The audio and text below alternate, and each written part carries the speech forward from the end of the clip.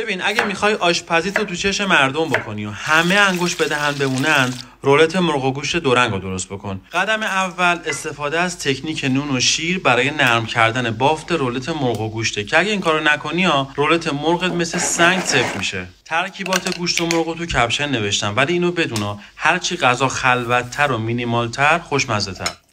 رولت مرغ و گوشت رو هر کدوم به تنهایی وقتی روی کیسه فریزر خوابوندم باید برن توی فریزر استراحت بکنن تا یکم خودشون رو ببندن. بعد میام رو هم میذارمشون و با هم رولشون میکنم.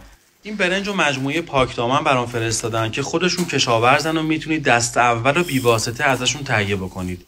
ترکیب برنج صدری گیلان با برنج دودی و روغن حیوانی یک کته‌ای بهمون تحویل میده که آدم دوست داره کل برنج رو بشینه تنهایی خالی خالی بخوره.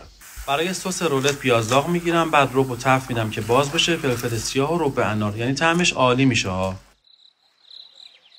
بعد از 3-4 ساعت توی فریزر رولت نیم بند شده، برش میدم و هر طرف رو یک کوچولو سرخ میکنم.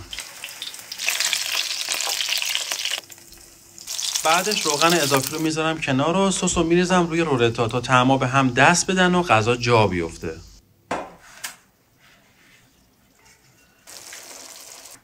خب کار در اومد. تصور بکن یه رولت گوشت و مرغ که مثل کره تو دهن آب میشه با برنج کته زعفرونی دودی.